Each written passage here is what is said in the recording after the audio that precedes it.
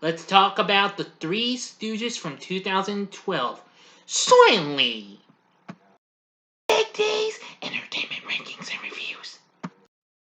So greetings, my fellow YouTubers, and welcome to Big D's Entertainment Rankings and Reviews. My name's Dual, better known to as the Big D. This time around, I'm going to review the 2012 comedy flick, slapstick comedy flick, The Three Stooges, which was promoted as The Three Stooges the movie, originally released by Fox, directed by the Farrelly brothers. This film takes place as the Stooges in a then modern setting. Well, this film was, it took a long time, over a decade, due to casting problems, and stuff like that. But the principal photography took place from May to July 2011. It was released on this day, April 13th, 2012. So this means it's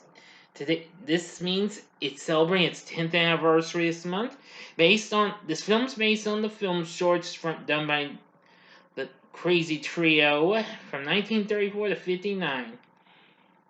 Now, the Farrelly brothers produced, wrote, and directed this, and co-written by Michael Cerrone, starring Chris Diamontopolus, Sean Hayes, and Will Sasso, recreating the title characters of Moe Howard, Larry Fine, and Curly Howard.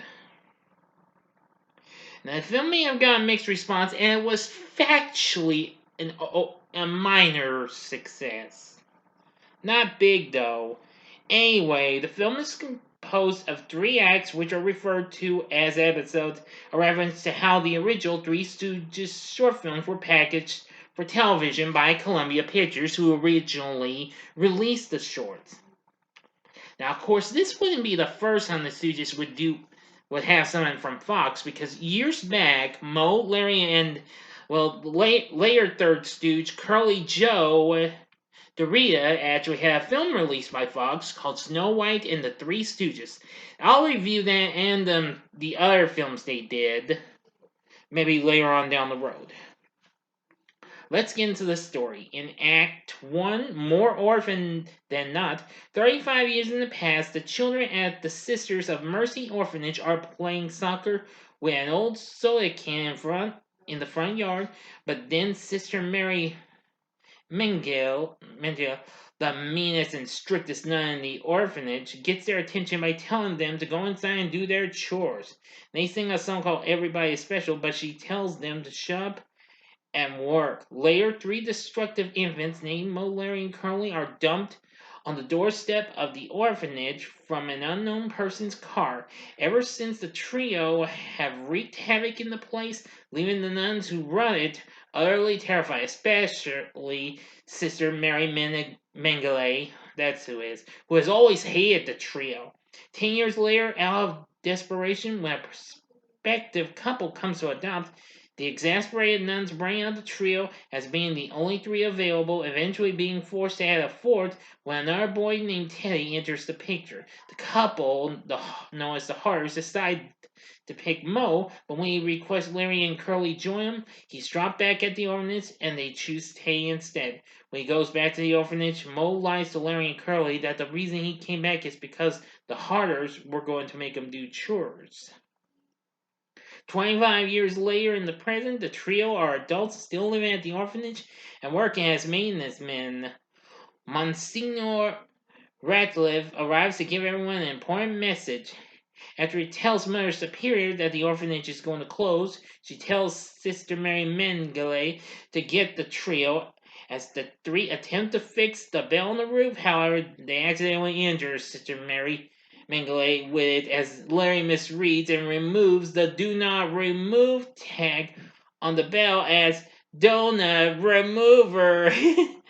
When she came to tell them Mother Superior needs them, they head to Mother Superior until another one of their accidents causes Monsignor Ratcliffe to fall on top of the nuns, and he gets attacked by the trio, who think that he was getting fresh with the nuns until Mother Superior stops them.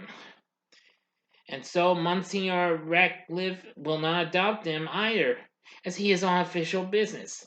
So Mother Superior announces to everyone that the orphanage will be forced to close down at the end of the month. and Radcliffe tells the nuns they will be spread across the diocese and the children will be sent to foster homes unless they can raise $830,000 in 30 days. The trio volunteers to go out and try to raise the money somehow. Some of the nuns think that they will not be able to succeed because they don't know anyone their age. Only nuns and kids. But Mother Superior thinks otherwise. In Act 2, The Bananas Split, a subplot involves a woman named Lydia who wants to kill her husband so she can be with her lover Mac and inherit her husband's considerable fortune. She finds a trio and offers to pay them the money they need to take care of the hit job. They botch the job by letting Curly push Mac in front of a bus and leave Mac in traction in the hospital. When they try to visit him in the hospital to finish the job, failing to do so as Mac told them that it has been finished already. They are chased by two police officers throughout the hospital and escape by jumping off the roof using a fire hose. They end up running into a now grown up Teddy who invites them to his anniversary party and an opportunity to sell at Teddy's home, but Mo refuses. It is then revealed that Teddy is actually Lydia's husband. The trio's next scheme for raising the money is selling farm-raised salmon, with them scattering live salmon on a golf range and watering them like produce. But the same police officers from the hospital arrive at the golf course to arrest him, and the trio gets chased off the golf course and they hide in an old building, getting in by using Curly as a battering ram to bust down the door. Inside, after having a slapstick fight, Larry and Curly scold Mo for rejecting Tay's invitation and his father's earlier adoption attempt. They could have used his adoptive parents' wealth to help save the orphanage. Hurt, Mo tells them to leave, saying that he is tired of being with them. After deciding to split up, they leave the old building with Mo left inside alone. Then it turns out that they were all on stage in front of an audition crew who select Mo to be the newest cast member of Jersey Shore as Dynamo. In the final act, No Mo, Mr. Nice Guy, Larry and Curly are getting along well without Mo, but then they start to worry about him and decide to return to the orphanage to find them. There they find out a girl named Murph has been very ill, but has not been taken to the hospital because the orphanage has no medical insurance. Sister Mary Mangele angrily tells them that no one will insure the orphanage due to the trio's numerous accidents and injuries over the years, and the $830,000 is needed in order to cover medical bills that accumulate over the years. Larry and Curly later meet up with Tay's adopted father in his office to talk about what happened with the orphanage. Tay's father confesses that Mo wanted him to go back for his friends to adopt them, and he thought 3 kids would be too many to handle, so he gave Mo back and took Tay in his place.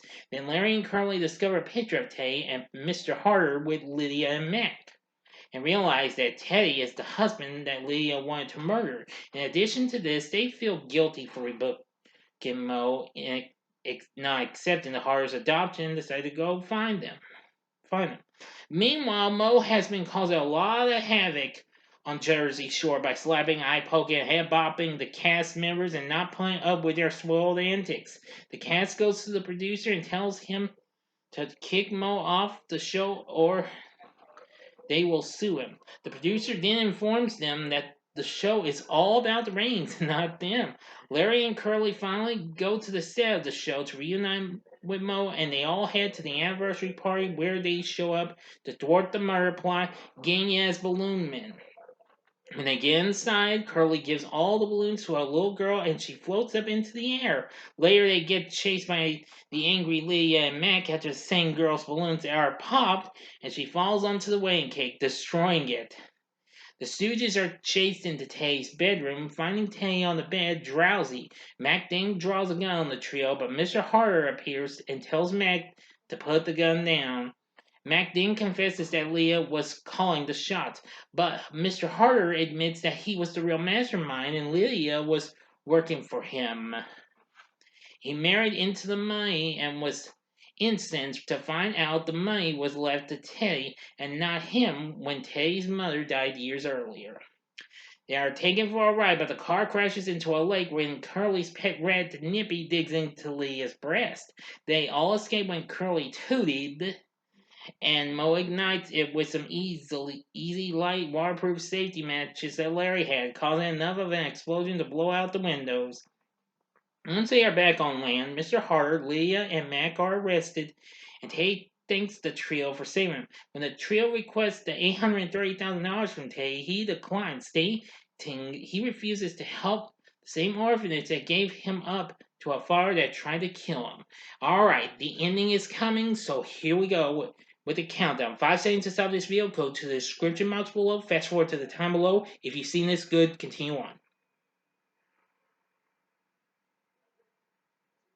Okay, you've been warned. A couple of months later, the trio return to the now condemned abandoned orphanage. They feel bad for feeling like failures, but then they hear kids laughing, swimming, and playing. When they investigate, they find out a brand new orphanage was built next door, complete with a swimming pool, basketball court, and tennis court. They soon learn that the money came from the Jersey Shore's producers, who considered this as an advance payment in relation to a new reality show called Nuns vs. Nitwits. In which the entire trio will take part. Murph is revealed to be perfectly fine, and her illness was due to metal poisoning, with Larry saying he has always suspected there was too much iron in the water. Then she, along with her friend Peezer and his brother Weezer, the latter thought to have been lost forever to a foster home, will be adopted by Teddy and his new fiancée Ling, who was Teddy's father's secretary. In the end, after Curly accidentally knocks Sister Mary Mengele into the pool with a folded-up diving board, as the orphanage celebrates the adoption, the trio runaway bounce off some trampolines, over the hedge, and onto some mules on which they clumsily ride away into the distance, and that's that. After that, there's a postscript epilogue that consists of 2 actors played by the Farleys, explaining that the stunts were all done by professionals, showing the foam rubber props used in the film for the trio to hit one another, demonstrating the fake eye poke trick to the eyebrows, and advising children not to try any of the stunts at home. And, during the end credits, a music video plays showing the Stooges and Sister Rosemary performing the Spinners hit It's a Shame. Yes, with excerpts from deleted scenes and a couple of brief outtakes. Though credit to the Spinners and the Three Stooges, Hudson's own distinctive vocals can also be heard. And by Hudson, I mean Jennifer Hudson, that is. End of story. So what did I think of the Three Stooges? Well, it's pretty funny. It may not be the best, but hey, it still proved to be pretty funny. And this was, well, might be wrong, but this was the Farley's second PG-rated flick after the underrated Osmosis Jones, which I'll need to review that sometime down the road. Anyway, it all in second place, losing to the Hunger Games when it came out. Its reviews have been mixed, though, but everyone says that this film failed to add fresh laughs to their inestimable cinematic legacy. But however, the main characters did get good praise for their performances. Well, Chris Diamontopolus plays Mo, and I'm going to say he wasn't too bad. Sean Hayes, you know best of Will and Grace fame, and he also would work on NBC's hit Grimm that same year, played Larry. He's a little crazy, though. And Will Sasso, who recently appeared in the short-lived William Shatner sitcom Bleep My Dad Says, played Curly. And I think he was perfect. We have other great casts, including Jane Lynch as Marissa Pierce. She wasn't too bad. Sofia Vergara as Lydia. Jennifer Hudson, as I mentioned, plays Sister Rosemary. Craig Bierko played Mac. Stephen Collins played Mr. Harder. Larry David, you know of HBO's Curb Your Enthusiasm fame as Sister Mary Mengele. Plus a host of others, so many to mention. Anyway, I'm gonna say the film isn't that bad, but I'd rather stick with the original Stooges films, such as the ones they did with Curly Joe, like Have Rocket will travel. The Three Stooges go around the world in a daze. The Outlaws is coming. All of those films were pretty good. This one's okay and all. Well, the film was a minor success. It only went on to make 54 million worldwide, but it still did well on physical media though. Now, if you haven't seen the film, I'd say maybe just to be on the safe side, give it a one-time watch. That's my recommendation. But again, the cast isn't too bad. They used some of the music we heard at the beginning, their shorts and what have you. Music done by John Debney. It wasn't too bad. So overall, I'd say just give the Three Stooges a one-time watch. And that's all I'm going to say. So, what are your thoughts on the Three Stooges? Tell me in the comments section below. If you like this video, click the like button, subscribe to my channel, and be a part of the Big D Nation. Join me next time when I bring to you a review of Fantastic Beasts and Where to Find Them. Thanks for watching, and if you like this, consider checking out my reviews for these other films and what have you. In the upper left-hand corner is the spoiler-free review I did for the film Sonic the Hedgehog 2, which is now playing. In the upper right-hand corner is my review of The Lost City with Sandra Bullock and Channing Tatum. Or if you want something else, you can see my review of a film that Sofia Vergara was actually in, and that was The Smurfs, which came out a year before that. In the bottom right-hand corner is the button you can click to subscribe. If you like rankings and reviews on movies, TV, music, video games, etc., then I'm your guy. Thanks again for watching, and until next time, I'm the Big D saying, see ya. Certainly. Bye now.